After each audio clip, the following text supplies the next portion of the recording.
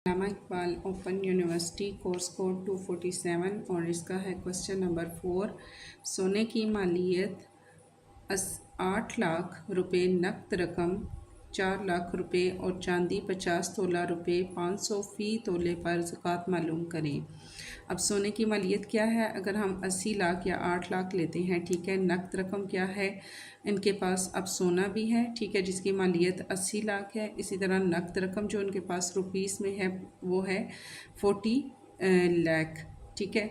अब चांदी का जो वज़न है वो 50 तोले है और फ़ी तोला जो चांदी है उसकी जो हमारी कॉस्ट है वो है 5,000 रुपये। तो हमने 50 तोला है तो 5,000 रुपये को हमने 50 से मल्टीप्लाई करके हमने ये फाइंड करना है कि टोटल उसकी जो मालियत है वो कितनी बनती है, ठीक है। 50 को हम मल्टीप्लाई करेंगे 5,000 से तो हमारे पास आएगा 2,50,000 रुपये। यानी कि चांदी का जो वज़न है अगर वो 50 तोले है और 1 तोला जो चांदी की जो कीमत है वो 5,000 रुपये है। 5,000 रुपये को हम 50 से मल्टीप्लाई करेंगे तो 2,50,000 रुपये उसकी मालियत बन जाएगी।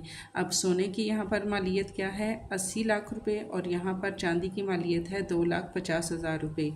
यहाँ हम क्या करेंगे, हम इनको प्लस कर लेंगे कुल मालियत फाइंड करने के लिए। देखें 80 लाख रुपए सोने की हो गए, ठीक है। चांदी के हमारे पास हो गए 2,50,000 रुपये और उनके पास जो अपनी रकम अलग से मौजूद थी, ठीक है, रुपए की शक्ल में, वो क्या थी? 40 लाख रुपए। इन सब को हमने जब प्लस किया तो हमारे पास आएगा 1450 एंड 000। ज़कात की रकम क्या है? 2.5% होती है ज़कात, ठीक है। 2.5% है तो यहाँ हम इसका ये बार बार करने की ज़रूरत नहीं है, ठीक है। जस्ट हम डायरेक्ट भी इसका लिख सकते हैं 25/1000, ठीक है। जैसे 2.5 का हमने पॉइंट ख़त्म किया तो इसका हमारे पास 10 आ गया, इसको हम परसेंटेज का 1/10 लिया। अब 10 को 100 से मल्टीप्लाई किया तो 1000 आ जाएगा। 25 वन हमारे पास 25 आ जाता है, ठीक है। करना चाहे तो आप कर सकते हैं, वरना अदरवाइज़ आप इसको डायरेक्ट 25/1000 लिख दिया करें। तो हम यहाँ पर लिखेंगे 25/1000 मल्टीप्लाई हमारे पास जो टोटल प्राइस है उसको हम यहाँ पर मेंशन करेंगे 1450 एंड 000। यहाँ हमारे पास ये 30 इन 30 से कट हो गए तो रिमेनिंग हमारे पास आया 145 एंड 0। अब 145 एंड 0 को हमने 25 से मल्टीप्लाई किया तो हमारे पास आंसर आएगा 3625 एंड 0। यानी कि जो इनके ऊपर ज़कात बनेगी वो 36,250 रुपये बनेगी। इसी तरह क्वेश्चन नंबर 5 है, इसमें कुदरती ज़राए से पैदा शुदा चावल की फसल मालियती 6 लाख रुपए पर अशर मालूम करें। अब जो कुदरती ज़राए होते हैं जो इंसान की कोशिशों से ना वो चीज़ बनाई गई हो, ठीक है, ख़ुद से ही वो अल्लाह की तरफ से वो ग्रो कर गई हो, तो उसकी रकम, उस पर जो अशर की रकम है वो 10% है, ठीक है। आप चाहें तो बुक के पीछे से आप देख भी सकते हैं कि हर चीज़ की पर जो ज़कात है ना उसकी अलग से मालियत दी गई है, ठीक है। जो मालियत है उस पर अलग से, जैसे अगर आपके पास अपनी मालियत है उस पर अलग से ज़कात होगी, अगर आपके पास जायदाद वगैरह है उस पर अलग से जो रकम होगी ज़कात की। इसी तरह अशर जो है, अशर की जो रकम होती है, अशर होता है वो आपकी कोई भी आपकी पैदावार है, कोई फसल है, कुछ भी है, तो उस पर जो अल्लाह की तरफ से जो आपने ख़ुद से उगाई हो उस पर अलग से जो है वो रकम आती है, और जो अल्लाह की तरफ से हमारे पास कोई चीज़ हमें अवेलेबल हो जाती है तो उस पर जो 10% है वो अशर की रकम होती है। जैसे और कुल रकम क्या है? 60,000 है या 6 लाख आप इसको कह सकते हैं, काफ़ी बड़ी अमाउंट है, ठीक है। तो इसको हम इसी तरह से लिखेंगे, और 10% है, हम लेंगे 10 और परसेंट का लेंगे 100, मल्टीप्लाई करेंगे हम इसको टोटल रकम के साथ, ठीक है। यहाँ पर ये 2 ज़ीरो इन 2 ज़ीरो से कट हो गए तो 10 को हम रिमेनिंग हमारे पास रहा 6,000 रुपये। 6,000 को हम 10 से मल्टीप्लाई करें तो 60,000 रुपये हमारे पास आ जाता है इसका जवाब। यानी कि जो कुदरती ज़राए से पैदा शुदा जो चावल की फसल उनको मिली है उस पर जो उनकी अशर की रकम होगी, अशर भी ज़कात ही की एक किस्म है, ठीक है। ये भी ज़कात ही होती है बट ये क्या होती है? पैदावार पे होती है, ठीक है। तो 60,000 रुपये उनको जो अशर की रकम है वो देनी होगी। नेक्स्ट हमारे पास है क्वेश्चन नंबर 6। इसी तरह सेकंड हमारे पास आ जाता है कि मसनूई ज़राए से पैदा शुदा गंदम की फसल मालियत 3,50,000 रुपये पर अशर मालूम करें। अब ये मसनूई ज़राए क्या है, यानी कि जो आपने ख़ुद से एफ़र्ट करके जो चीज़ आपने बनाई हो, जैसे कि ख़ुद से फसलें पैदा की जाती हैं, ठीक है। और वो गंदम की फसल है तो मसनूई ज़राए की पैदावार हमारे पास जो है उसकी क्या है कॉस्ट 3,50,000 रुपये। अशर की रकम उस पर क्या आएगी 5%, ठीक है। जो अल्लाह की तरफ से चीज़ बनाई गई है उसमें आपने कोई एफ़र्ट नहीं की, जब लेकिन जो चीज़ आपने ख़ुद से उगाई है उसमें आपने मेहनत की है, ठीक है। तो उस पर जो अशर की रकम है वो 5% कम हो गई है। तो यहाँ पर हमारे पास आ जाएगी 5%, ठीक है। 5 और परसेंटेज का हमारे पास लगेगा 100 मल्टीप्लाई टोटल अमाउंट जो है वो हम यहाँ पर मेंशन करेंगे। ये 20 इंटू 0 से कट हो जाएंगे तो रिमेनिंग हमारे पास आएगा 3,500। अब इसको हम 5 से मल्टीप्लाई करेंगे तो हमारे पास आंसर आएगा 175 एंड 00, यानी कि 17,500 रुपये, ठीक है। अब ये उससे अमाउंट ज़्यादा बन रही है। अमाउंट ज़्यादा क्यों बन रही है, क्योंकि एक तो ये हमने ख़ुद से इस पर मेहनत की, ठीक है। सेकंड ये कि इसकी जो मालियत है वो उससे ज़्यादा है। वहाँ हमारे पास मालियत कम थी, यहाँ हमारे पास जो मालियत है वो 3,50,000 रुपये है, उससे ज़्यादा है। तो इसलिए इस पर जो अशर की रकम है वो भी ज़्यादा होगी।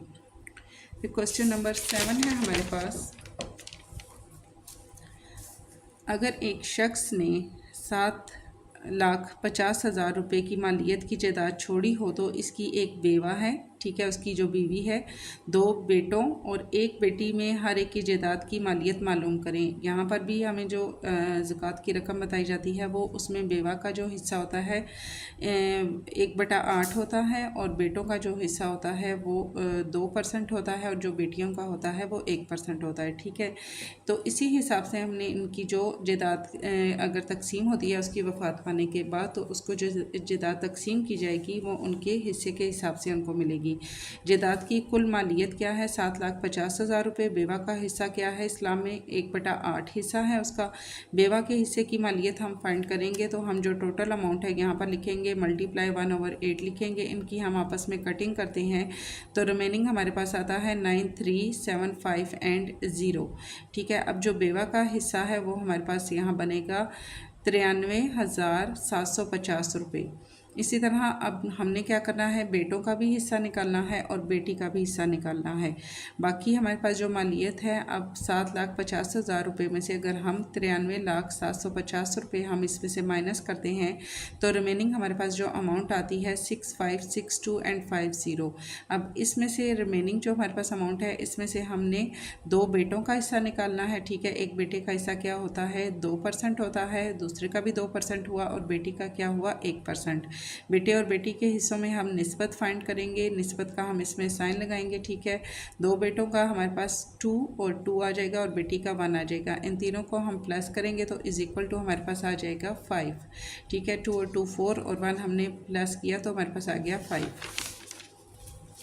अब हमने फाइंड करनी है बेटे के हिस्से की मालियत, ठीक है। रिमेनिंग हमारे पास जो अमाउंट क्या थी वो 6562 एंड 0 थी। तो इसके बेटे के हिस्से की जो मालियत है वो क्या है 2 है, 2 हम लिखेंगे और टोटल हमने जब इनका किया था 2 + 2 एंड +1 तो वो हमारे पास आया था 5, ठीक है। 2/5 हम लिखेंगे, उसका हिस्सा क्या है 2% है और टोटल हमारे पास 5 आया था, 5 लिखेंगे। मल्टीप्लाई जो रिमेनिंग अमाउंट है वो यहाँ पर मेंशन करेंगे, इनकी हम कटिंग करेंगे तो हमारे पास आएगा 1 3 1 2 5 एंड 0।